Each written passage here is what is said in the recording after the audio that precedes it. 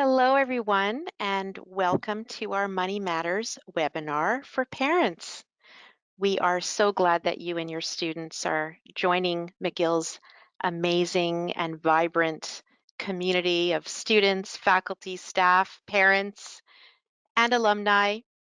My name is Cara Paperny. I'm the director of the Scholarships and Student Aid Office, who is a proud member of the Student Services family of units.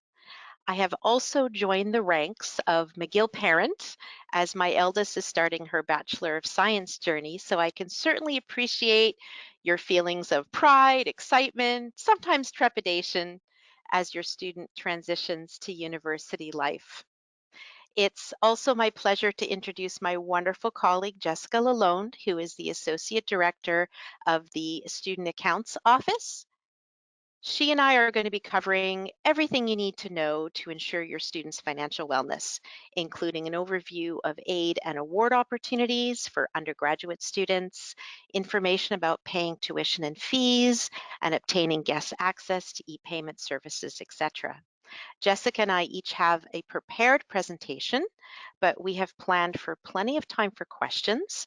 Throughout the session, you can use the window, which is usually to the right of your screen, to submit your questions at any time, and we will do our best to answer them following our prepared content. So without further ado, I will introduce the services and programs of the Scholarships and Student Aid Office.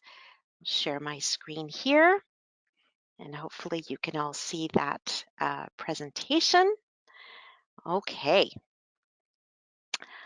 so my goals are simple. I would like you to walk away understanding who we are, what we do, where to find us, how your student can tap into financial wellness and support, and how you as parents can help during your student's financial journey. This is a snapshot of what my office offers: entrance scholarships, government student financial assistance, the institution's own financial aid programs, financial wellness education, as well as one-on-one budget and debt management counseling. And of course, I'm going to go through all of these details in a few minutes. But first, let's talk a little bit about who pays for an undergraduate degree. Certainly, a McGill degree is an excellent investment. Of course, it costs money. These costs can be magnified for students who don't have Quebec residency fee rates, especially for students who might be taking on debt in order to pursue their degree. Our philosophy at McGill, which is fairly pervasive in North America, is that there are four pillars of financial support. It is expected that parents will contribute to their students' costs of studies relative to their own financial capacity.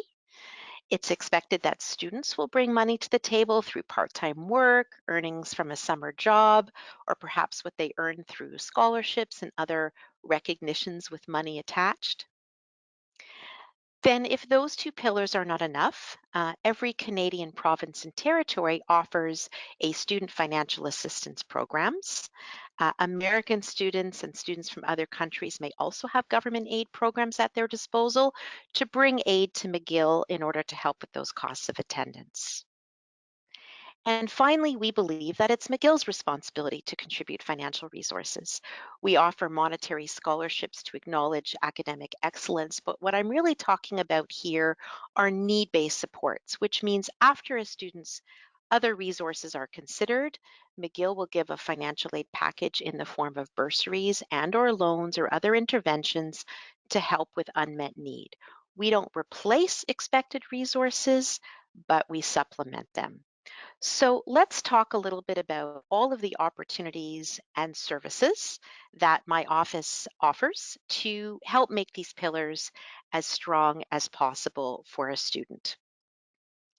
Just a quick word about terminology, because sometimes we might be using terms that are used differently than other schools you've experienced. And so we're really talking about two distinct types of financial assistance. Merit-based is the words that we use when it comes to monetary support that's primarily tied to academic performance. And at McGill, we generally use scholarships to describe this type of meritorious awards. And then the other bucket is need-based. So this is primarily tied to demonstrated financial need. We use the term bursaries. Governments sometimes use the term grants when this aid is of a non-repayable nature, and loans would be an example of need-based aid that need to be repaid. Okay. So McGill does offer scholarships. Again, what I mean is merit-based. This is primarily connected to academics, but can also be combined to recognize outstanding leadership and other types of accomplishments. Scholarships are noted on a student's McGill transcript. Some are automatic, some are based on a selection committee, some are one-time only, and some are renewable. Now, to be frank, our scholarships at McGill are highly competitive because we have some of the highest admission standards, certainly in the country. And so every student coming to McGill is already the best of the best. Now, my office is responsible for the entrance scholarship program for first-time, first-degree students. So that is to say, students coming from high school or CEGEPs directly. Any other types of scholarships, be it of a non-academic nature such as musical performance for music students or in-course academic achievement once a student is here, those are all administered by the student's individual faculties. So if your student feels that they're a scholarship contender, they should certainly inform themselves with respect to how their faculty manages scholarships once they're here. Is it automatic consideration? Do they have to apply for it? And if your student already received, for example, an entrance scholarship that's renewable, it's important that they understand the criteria for renewal, which is usually a combination of the number of graded credits they're enrolled in and their cumulative grade point average, or GPA. Next up, we have government aid that we administer in my office. We have specialists across 14 different government jurisdictions, and our specialists help students understand how to apply, how to appeal, supporting documentation requirements, what repayment of loans look like. So in Canada, like education, financial aid is a provincial jurisdiction. So if you're a Quebecer, you would be applying to Aide financière aux études, Quebec's AFE program. If you're a student from Ontario, you'd be applying to OSAP. Each of these provincial jurisdictions have various levels of generosity, rules, procedures. For first degree students, most are considered by government to be dependent on parental resources, so parents also need to participate in the application process. Parental income will impact what a student can get from their government and the proportion of loans versus grants. It doesn't matter that your student is coming from a province outside of Quebec and they're coming to a university in Quebec. They apply to their home province jurisdiction and can bring their government aid here for their McGill studies. For our American families, McGill also voluntarily participates in the US federal loan program, also known as Title IV. So American students can get subsidized and unsubsidized direct loans, as well as Parent Plus loans. And an American student can get these loans regardless of the family's financial capacity, but expected family contribution does establish what proportion of loans will have its interest subsidized by the US government. And we actually have the highest number of Americans on government aid than any school in the world outside of the US. And in fact, when we consider all of our North American students, so these would be the jurisdictions that we have involvement in with respect to government aid, 1 out of every 3 undergrad who has access to government aid does use it to help fund their studies. So again, my team is available by email, by appointment, to help students figure out to which jurisdiction they are eligible and how the application process works, uh, what supporting documentation are requirement, getting recognized for special situations. My office also confirms your students' enrollment to their government to help release their aid. We help students gain interest-free status on prior loans if they're not current borrowers, and we offer guidance around repayment. Then we have McGill's own need-based financial assistance programs. The university really strives for student diversity. It believes that access to a McGill degree should not be dependent on a student's financial capacity. Again, we don't replace parental support, government aid, self-help, but rather we supplement it. Our aid programs are made possible by generous alumni and donors, the university's own operating budget, student associations, and some specific government grants. And we proudly offer all of our aid programs to all students, regardless of geographic origin. So whether your student is from Quebec City, Halifax, Nova Scotia, Mumbai, India, they can apply and be assessed. Now, unlike our scholarships, which are based on merit, financial aid is need-based, and we have a number of different types of aid and interventions. Bursaries, which are of a non-repayable nature, which can be put directly towards students' tuition and fees or be directed to their bank account. Similarly, we have loans which are interest-free while students are in studies, but repayable thereafter. We have emergency cash programs. So if a student loses their wallet or they're down to their last dollar and need to fill up with groceries in their fridge and are struggling a little bit because of cash flow issues, we can put a little bit of cash in their hands to keep them going until we can do a proper assessment of their situation. We have fee deferral options. So for example, if a student's on government aid, but the application was delayed, they haven't received their funding yet, but their tuition and fees are due, they can apply for a fee deferral to postpone the payment of tuition and fees without any interest or penalties. Similarly, for our international students who might be experiencing delays in international fund transfer, 50% of a student's tuition can be deferred up to 30 days to account for those transfer delays without interest and penalties. We also have a work study program based on financial need, so students can apply to be eligible, and if approved, they have priority access to a bank of on-campus part-time jobs. And we incentivize our on-campus employers to hire our students in financial need by giving them subsidies. And any given year, we have between 900 and 1,000 students employed through work study, earning about $3 million per year. So it really does help students who might already be on government aid or receiving McGill loans and bursaries to further supplement their financial situation, have some pocket money, be able to help cover some of their living expenses through part-time work. And of course, there's tons of other benefits to part-time work, from time management to engagement on campus, which are also um, advantages that students have.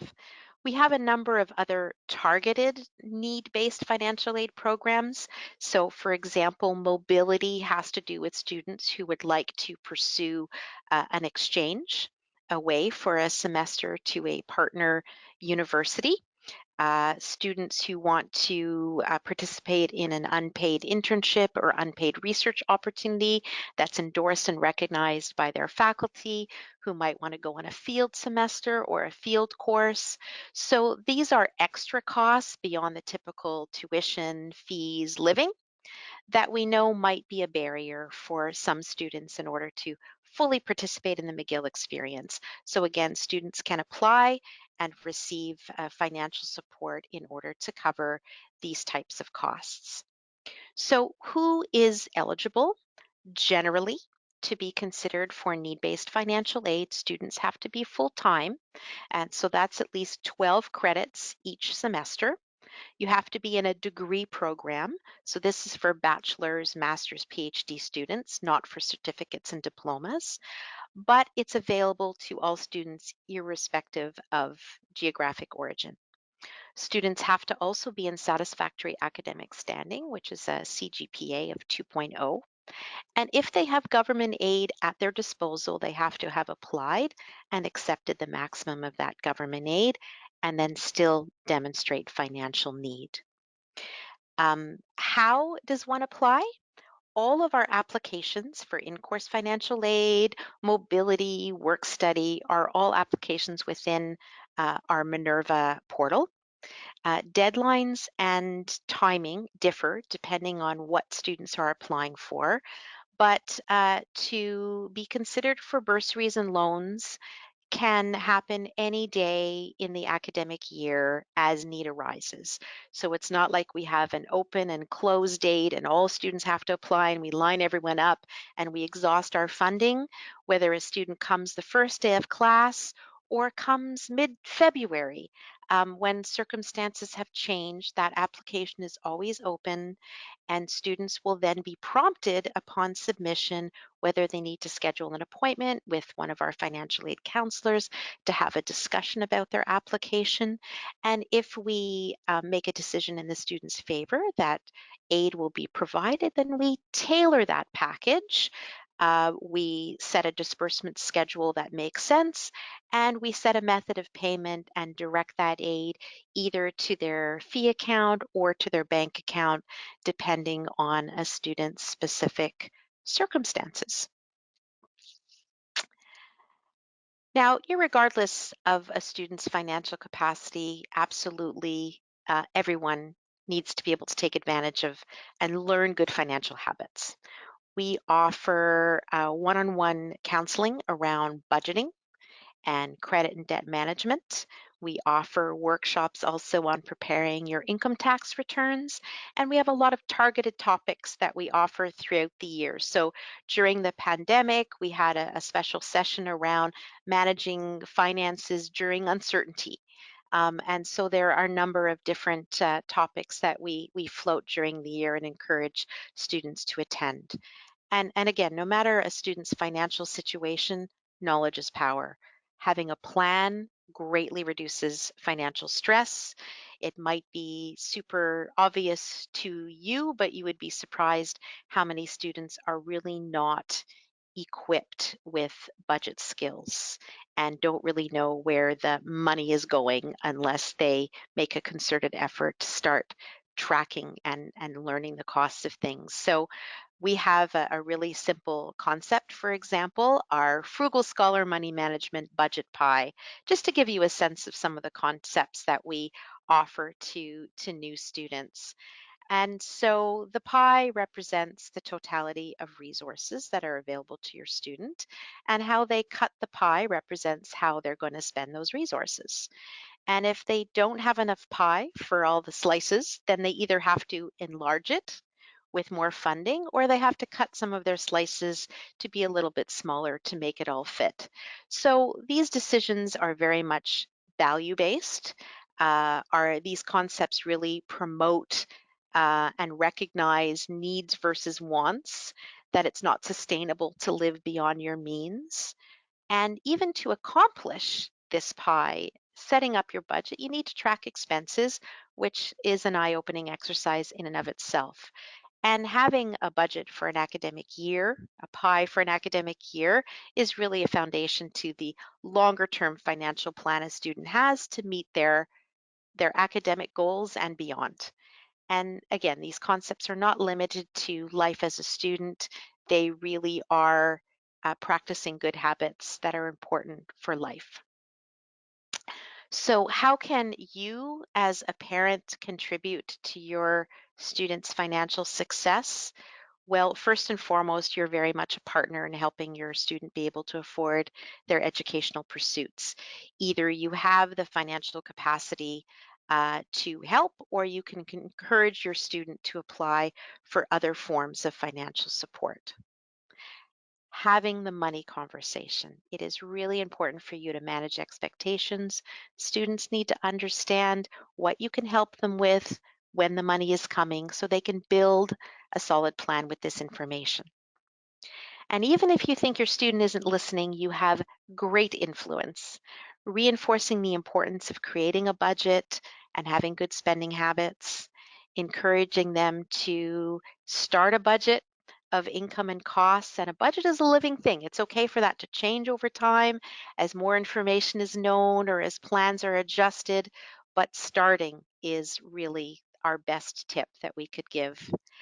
Talk about tracking what's coming out of the wallet, encourage mindful spending, whether it's your money or theirs, using knowledge and being a savvy consumer to safeguard themselves from misuse of consumer credit, being mindful of the difference between good and bad debt. These are all things that can be reinforced at home as well, but don't do it for them. This is not what's going to develop skills. Too often, my financial aid counselors meet with a student during an appointment where they review their application for aid or they discuss their government aid application, and students have no idea where the numbers came from because mom or dad did it for them. It really does change our ability to add value within that 30-minute appointment. And doing it, rolling up your sleeves, getting involved is really the way that they're going to learn those great money habits. Be their memory. Your students are going to be bombarded with all kinds of information these next few weeks. In times of stress, they might not immediately think of the supports available. So please do encourage them to seek out our office if they're facing financial stress or struggling to manage their money. Maybe it's now, maybe it's next semester. We are open and available for appointments any business day of the academic year.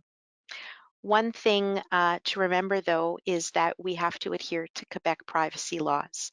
Our conversations with students are confidential. This is actually a good thing because it creates a safe space for your students.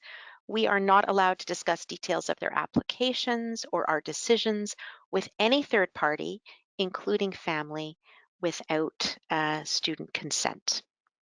So, where do your students find us? We offer services in both English and French.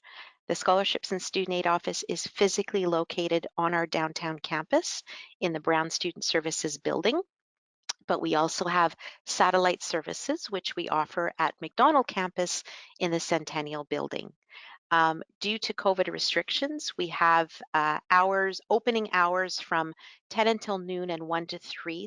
So that's generally when students can have pre-scheduled appointments to visit our counter to have phone conversations. But we have appointments that we offer as early as 7:30 in the morning and throughout the day beyond those opening hours. So if students have questions, the first thing they should be doing is checking out our website, mcgill.ca/student aid, chock full of information about all of the services and programs that I've just outlined. And questions, they can call our number or email us. If they have questions about government aid or need-based aid, it's student.aid@mcgill.ca. And if they have questions about their entrance scholarships and renewals thereof, then they can contact scholarships@mcgill.ca. Due to COVID restrictions, I just like to underline that all of our interactions must be pre-scheduled. So unfortunately, your student can't spontaneously show up at our counter for the time being. So it's important to encourage them to call or email, secure a slot. Sometimes that slot can be for 10 minutes. Sometimes that slot will be a half an hour one-on-one with a financial aid counselor. But again, our website is a great place to start to learn information about our services and programs. And I'm going to pass the mic over to Jessica for her prepared material, and we'll start to monitor questions, which we will address after Jess's presentation. Thanks, Kara. I'm gonna wait for, and I will show my screen.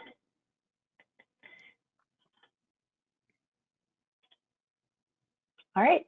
Hi, so my name is Jessica, and I'm the Associate Director of the Student Accounts Office. We are located or co-located Sorry, with Jessica, service. if you can just run your presentation and then I'll mute myself. It is, you don't see it? Because I see it. One more time. Show facts of these. Can you see it? Yes. We're good? Thank you. Okay, Awesome. Great. Thanks, Kara. Yes, so we are co-located with Service Point. Student Accounts itself is actually a back office. And so if you're calling 398-7878, it's Service Point who's been trained to answer basic student accounts questions. However, we do have a standalone email of student.accounts@mcgill.ca. So first question, when do we bill? Just as a heads up, we did issue our first bill for the fall term on August 6th. We always bill the month before school starts. So for the fall term, we billed in August. The due date is August 31st, so next Tuesday. For the winter term, we'll be issuing a bill in early December, which will be due the first week of January. And for any student who's registering for the summer term is May through August, we bill in early April, due at the end of April. Though those are our main billing dates, we actually issue e-bills monthly. And so it is possible that even though you've paid the August bill, there will be a September bill. And that September bill would show any new transactions, any payments on the account. So for example, the audience right now, I'm sure, is mostly parents or students of undergrads. Undergrads are charged per credit for tuition and fees. So at this time of year when students are course shopping, adding and dropping courses, which is completely normal, you're going to see charges being like tuition and ancillary fees being charged and reversed. So if a student was originally only billed for or registered for 4 credits or 4 courses, when we billed in early August, and they add a 5th course, that 5th course will be reflected on the next bill, which is September. You only ever need to pay what is billed. So if a student added a course after we issued the August bill, you can pay the balance now if you like, or you can just wait for the September bill to come out and pay at the end of September. So it's also the same thing that if students drop courses, obviously they wouldn't owe as much and you could pay the reduced balance. The other thing you'll see on the September bill, a common question we get right now, is when are we going to see housing and meal plan charges? That will all be on the September. Sorry, just a second. The powers. Oh, the text is seen. I don't know how to change that. There's a question about the PowerPoint is showing up off balance and not all the text is seen. Is that something that someone on the back end can try and take a look at? Because on my screen, it's showing the full thing. Let me know if you want me to change anything. Yeah, Rula, no, because I changed a couple of things after I sent it to you. I do believe this is going to be shared afterwards if there's something that you can't see right now. Sorry, so yes, housing and meal plans. So all of the charges for rent for the year are going to appear on the September bill. However, they're all going to be postmarked for the first of every term, first of every month. So that means October rent will only be billed in early October, due at the end of October, and so on. In addition to rent on the September bill, there will also be the fall meal plan charges.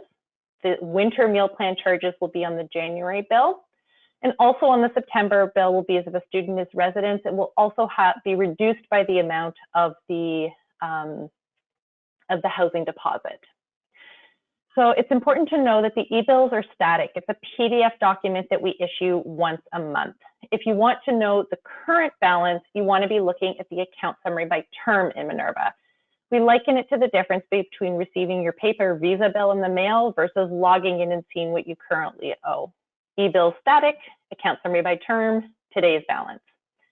In addition to the PDF, which can be found in Minerva, we also have what we call inserts, because it's what used to be inserted into an envelope when we did paper billing. This additional information. So this time of year, the additional information would be information about the society-based health and dental insurance plans. If there is a difference showing between the e-bill and the account summary by term, you can always pay the lower balance between the two. So for example, if the e-bill balance is lower, that is because a student has new charges. For example, they've added another course. Because we haven't billed for those new charges yet, you can still pay the lower balance on the e-bill. And the reverse is also true, that if the account summary by term balance is lower, that means the student has either dropped a course, a payment has come through, the same amount is no longer owed, and you can pay the lower balance on the account summary by term. So how do you pay? The easiest way to pay, and where almost more than 90% of our students pay, is through internet banking from Canadian banks. We are set up as a bill in all of the major and most of the minor banks in Canada. We are listed as McGill University. When you set it up, you select McGill University, and the account number that you pay is the McGill student ID number. For those of you who already have guest access, it is not your guest ID number, it is the student's ID number. I know some people don't feel comfortable using online banking. However, it's still possible to set up McGill as a bill with a teller at the bank and then either pay with the teller or pay through your bank's ATM. You just have to initially register the bill with the teller. If you make the payment through online banking from a Canadian bank, it takes 1 to 3 business days before we receive those funds. They're loaded at 1:30 every day. As long as a student pays by the due date, we will receive the money before we charge interest. Some banks will allow you to make a payment by credit card to a bill payee. We highly recommend against that because we are not registered to accept credit cards as a method of payment. That payment is taken as a cash advance as opposed to a purchase, and you'll be charged daily interest on it right away.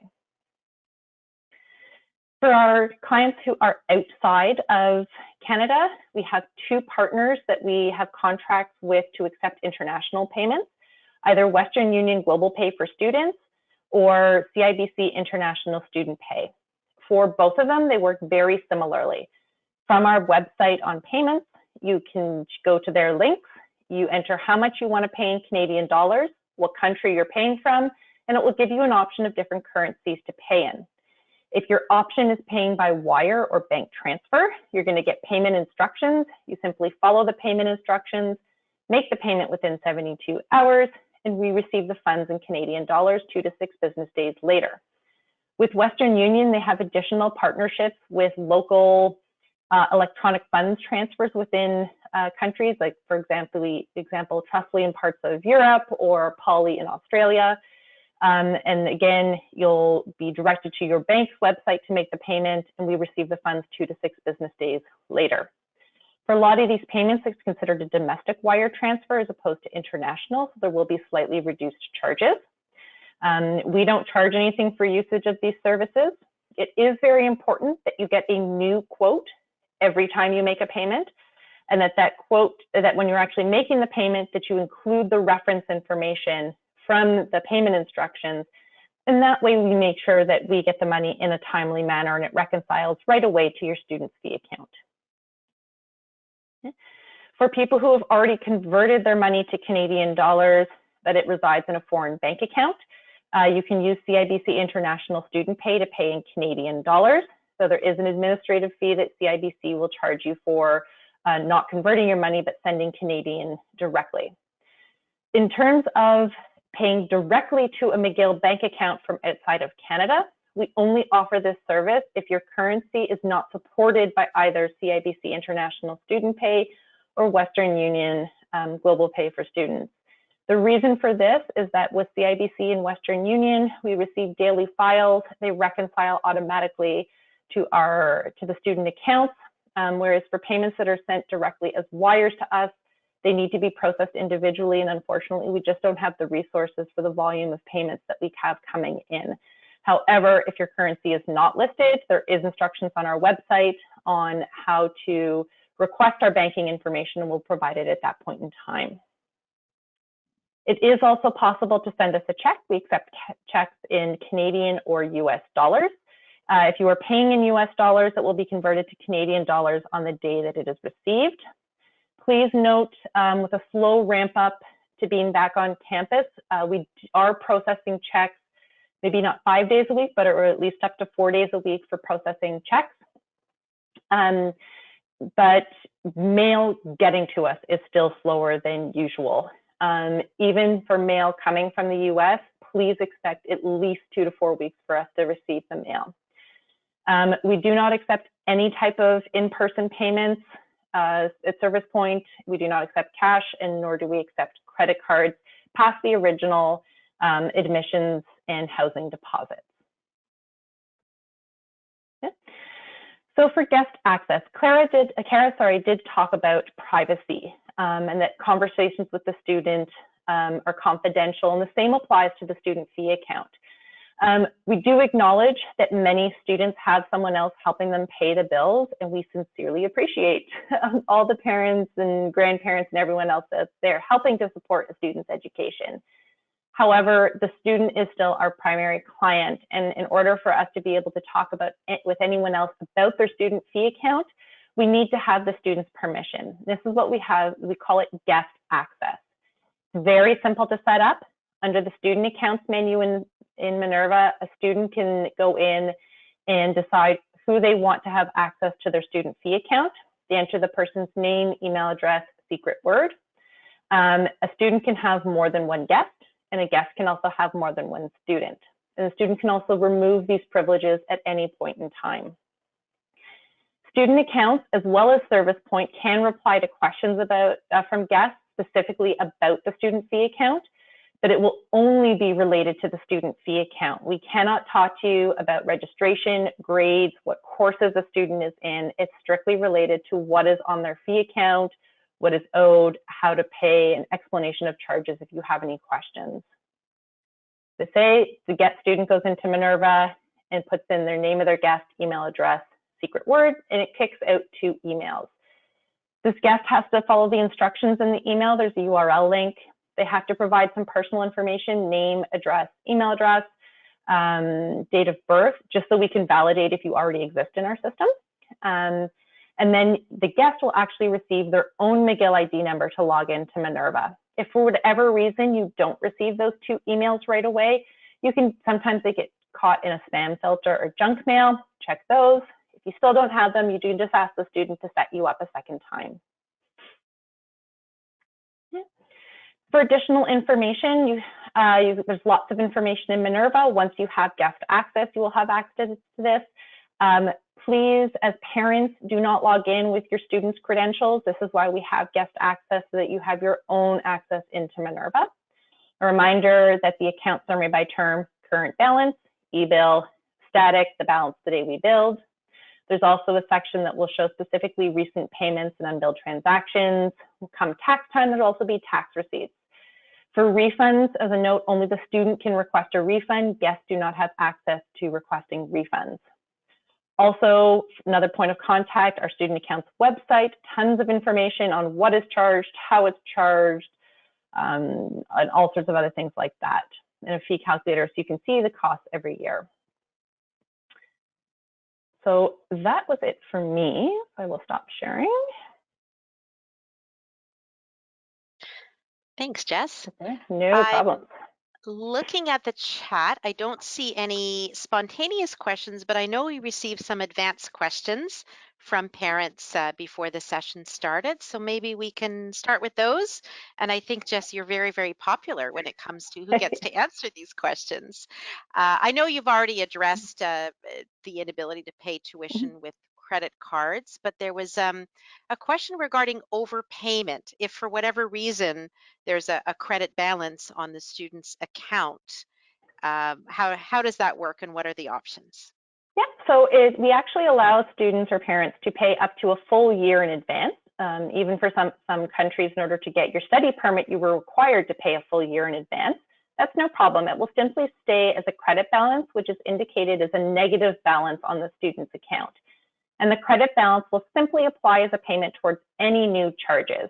You'll see on the monthly bill, the previously billed balance will show in the credit column, And if you add up all the new charges, the amount due at the end is going to be that credit balance less the charges. If for whatever reason a student needs a refund, they can submit a refund request through the student accounts menu in Minerva. We just caution that overpayments to the student account should not be for living expenses for the student. We can't have money flowing through the university that's meant for living expenses. So if you are trying to get money to the student to cover rent, food, whatever else, that does need to pay directly to them and not through their student fee account. Thank you. Another question was about how someone's e-bill showed international insurance, health insurance, being charged even though their student was not going to be immediately in the country. Uh, it's also listed at the bottom as a pre-authorized credit, but the amount has not been removed from the total amount due. How is this handled for students who might not be arriving right away? So for any type of health and dental insurance, so for any student who's not here, also I would caution with that because from my understanding, students were expected to be on campus for the fall term in order to participate in their classes. So I can't speak to that portion. I can talk to the health and dental insurance. If for the international health insurance explicitly, the student is eligible to be exempt, then they apply for an exemption through the internet, through Minerva, and then an exemption is fed to the account, which will actually is a payment and will reduce what is owing if you look at the account summary by term. By the same token, everyone is charged dental insurance according to their student society. And for Canadians, they are also charged supplemental health insurance according to their student society. If students would like to opt out of those charges because they might still be covered under parents' health insurance plans, they do so through studentcare.ca.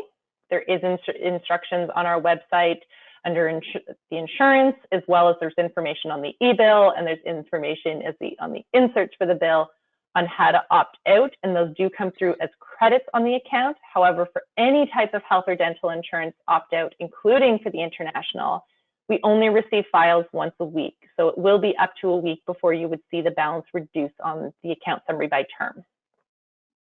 Very good, thank you. And of course, international health insurance inquiries can be directed to the International Student Services unit who administer that program. Another question coming from abroad, which Canadian bank would you suggest to open an account with? Does McGill have any special conditions with a particular bank? Now, I know we never endorse Nope. vendors, nor banks, nor products, but McGill can do bank transfers to any Canadian bank account. And I've asked for there to be a posting of a link to International Student Services website, which has a really good page on how the Canadian banking system works and what our Canadian banks are. But Jess, do you have anything to add? No, just to say that you can actually start the process of opening the bank account before you arrive in Canada. So there is some initial paperwork that can be done. Pre-COVID, you also had to show up in person before it could be fully open. You need to prove who you are. I know for a handful of banks, they are starting now to offer virtual appointments so that you can complete the opening of a bank account before you've even arrived in Canada. But as Kara said, we don't recommend one over the other. The only thing I say is that depending on what bank you're with, there is a difference in how many days it will be before we receive your payment, which is why when we say you pay through online banking, it's 1 to 3 business days, because some banks might take an extra day or two versus other banks to transmit their payments to us. Very good. And do we recommend a joint bank account with student and parent as signatories? Yeah. Personally, I would say not particularly. The bank account that you may be giving financial contributions to your student may also contain their part-time work earnings and other resources that are generated by your student. I think with autonomy comes learning. I would suggest let them figure it out, let them be aware of their bank balance, let them figure out how much things cost, making those choices when cash flow is tight. So not my personal recommendation, certainly. Yeah, I agree with you, Kara. Yeah. And as I mentioned, we have other financial literacy workshops that are available, and students are encouraged to enroll. They're offered through orientation, they're offered through Skills 21 workshops, they're offered directly by my office. There's lots of ways students can tap into those sessions. Can a US-based parent claim tuition fees against their taxes, Jess? So yes, they can. As a Canadian institution, we only actually produce Canadian tax receipts. So that's the T2202, which is the federal tuition education amount. And then because we're located in Quebec, that has a separate form, it's the Relevate 8. However, it is possible for parents to use our form and the information that can be found on the account summary by term in order to claim their taxes. On the student accounts website, we do have a section on taxes and specifically answering the question about the 1098-T, which is the US tax form for education. And in there, we do give our IRS number so that we are a qualified institution, so you still can claim it on your taxes. We just don't provide the form that you're looking for. Thank you. Are e-bills emailed or do we have to go into Minerva? You absolutely have to go into Minerva. So we do send out an email notification when the bills are produced. This email notification gets sent to the student's McGill email address. It's very important that they check their McGill email address. And if you are a guest, you get a copy of that email as well. In the email, it does indicate what the current balance due is, as well as the due date, but it doesn't provide any other information. So we say, go to Minerva, open up the bill, look at the PDF. Usually on the last page, there's additional special notes related to the particular time of year about opt-outs or tax receipts or things like that. But you will have to go into Minerva to see the details of the bill. Right on. And what is the out-of-province supplement that one sees on their e-bill? Yes. So in Quebec or in Canada, education is provincially regulated. For Quebec, so fees are assessed based on what your fee residency is. Are you a Quebec resident? Are you a Canadian outside of Quebec? Are you an international student? So Quebec students are charged a Quebec base rate. Canadians who are not Quebec residents are charged the Quebec base rate plus an out-of-province supplement. And then at the undergraduate level, international students are considered deregulated. That means that we don't get any funding from the provincial government for those students, which is why their tuition is so much higher than a Quebec or out-of-province student. What a wealth of information you are. And there's a related question that we've received just recently. So for students applying for Situation 8C to establish their Quebec residency, is there a deferral possible for the Canadian out-of-province supplement shown on the current fee bill? And will a credit be issued if the Quebec residency is approved? Yeah, so this is where we tie into how other stuff feeds into the fee account. So the fee residency is actually a part of the student's record, which is managed by enrollment services. And so what our office does at the beginning of every year or every school year is we look to see based on what a student what they said when they applied to the university versus what they're assessed as right now. And if it's different, we've already automatically applied a fee deferral for the difference between what they're being charged now and what we think they will be charged once they supply the documents that prove that other fee residency that entitles them to a lower rate. So it's very easy to identify the Canadians, but for certain situations, like Situation 8C, it is harder to identify whether you're also eligible for Quebec residency. So if that's the case, all you have to do is send student accounts an email saying that I'm applying for Quebec fee residency under Situation 8C, and I will supply my documents by December 1st. And then we will apply a deferral. A deferral will not change the balance. However, it does stop interest on that amount. So if you're already proven Canadian out of province, but you know you're going to be able to prove Quebec by the 1st of December, then we're going to apply a deferral just for the out of province supplement. So we still expect you to pay the total amount minus the deferral, which is your Quebec rate of tuition, and we just won't charge the interest on the out-of-province supplement.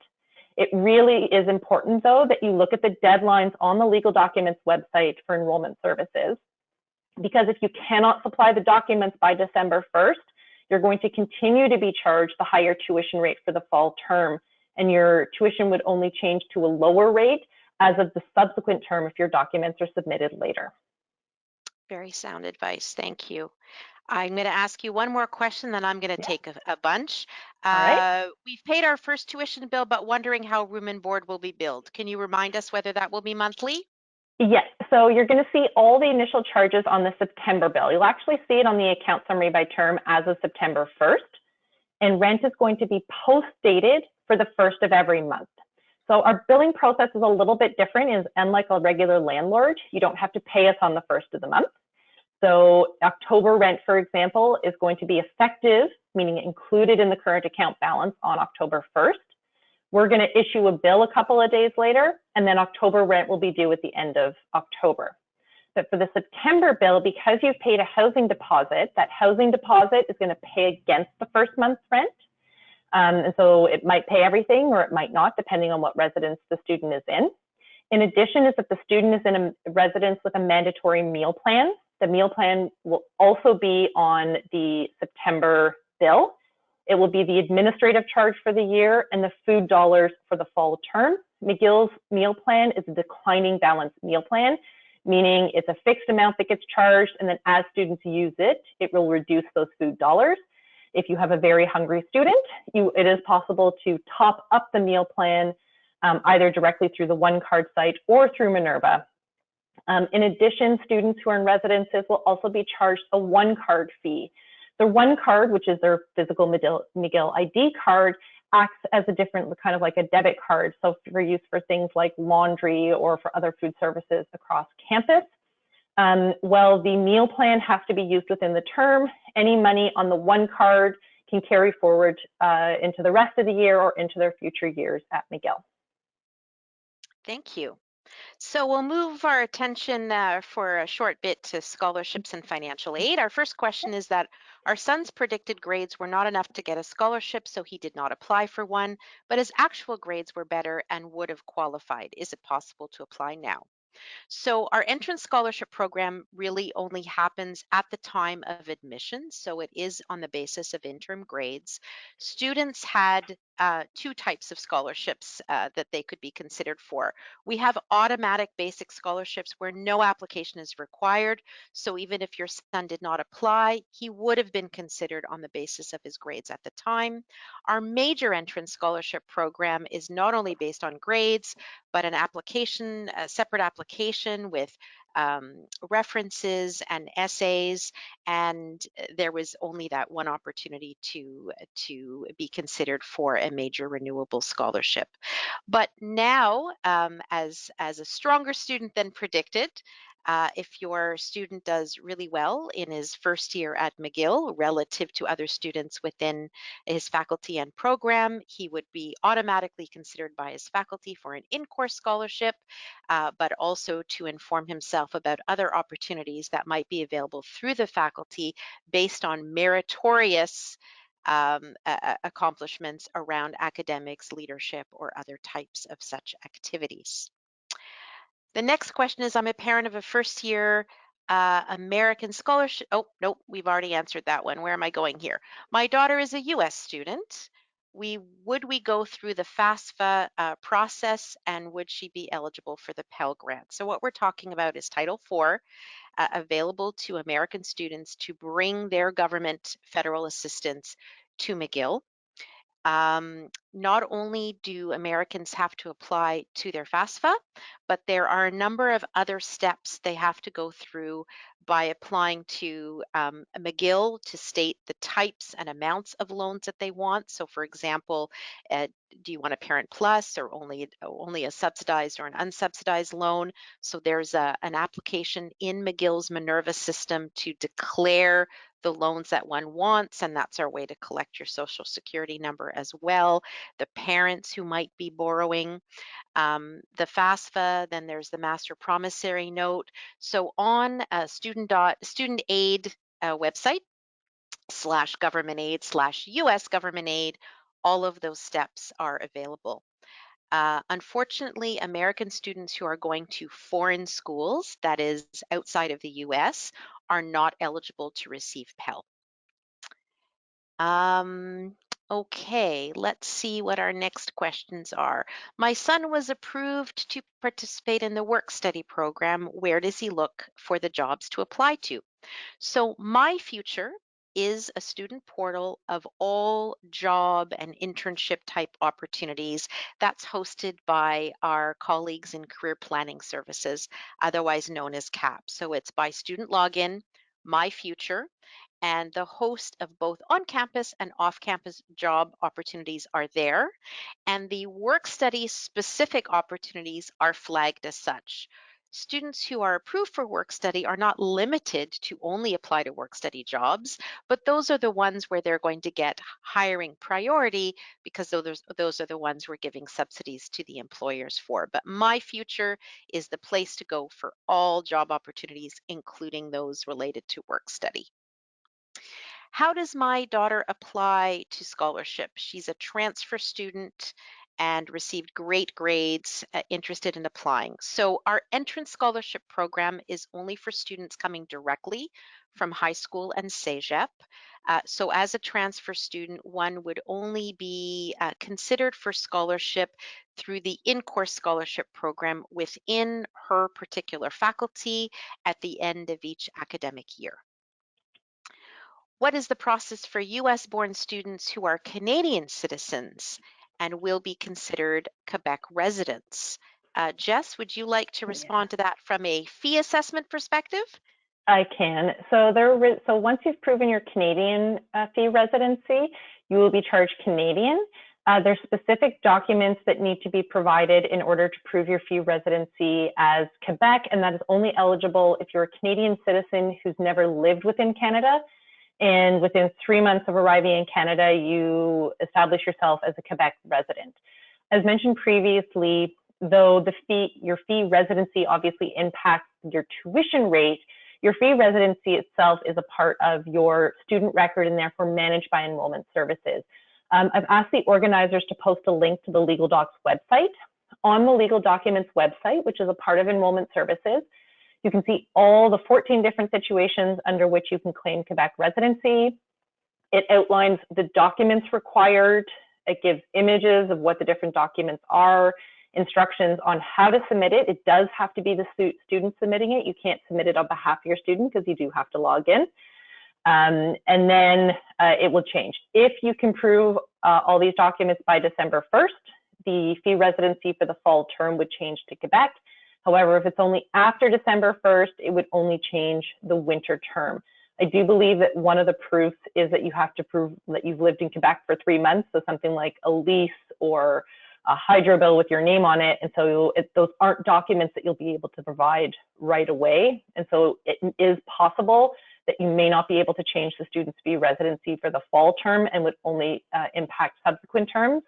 But because, again, it relates to the student record, there's also contact information on the link I've asked them to post, and questions specifically about the documents or how to provide those documents should be directed to enrollment services.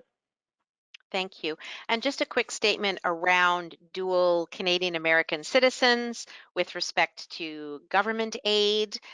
So as an American citizen, you can certainly apply through FAFSA and the other steps in order to acquire subsidized and unsubsidized US federal loans. But as a Canadian citizen, you may also be able to take advantage of one of the Canadian government aid programs through a particular province and territory. And my office can certainly look at a particular student scenario and guide them as to what jurisdiction they might be eligible for. If they've never lived in a province, they might not have access to the provincial portion of government aid, but should always have access to the federal portion of government aid. Okay. So we are reaching the end, and I know that there's definitely questions in here that haven't been addressed. And so we will discuss them outside of this presentation, and we'll try and put together something that the Parents Association can give out to everyone who attended to answer those remaining questions. So Kara, I just wanted to really thank you for participating. We do this every year together and I sincerely enjoy it. I learned something. It reminds me I need to look at my budget more. So good life skills that you're helping to teach the students. Also, just to let all our attendees know that there are some other parent tent sessions taking place over the next couple of days during the lunch hour. There is a behind the scenes look at blended learning, which will take place on Thursday, August 26th. and a toast to your students on Friday, August 27th. You can register at alumni.mcgill.ca/parents, which is the same location you would have registered for this event. This event has been recorded and it will be available on the Parents Tent website as of September 2nd. And again, we'll try and get the rest of those questions answered that we couldn't. So I would like to thank everybody very much for attending. It really shows how much you value having good information upfront so that your students, and for students who are listening as well, are set up to really have a successful experience at McGill. And we can't wait to see everyone back on campus. Thank you very much, everyone. Absolutely. Bye, everyone. Thank you. And thank you, Jessica.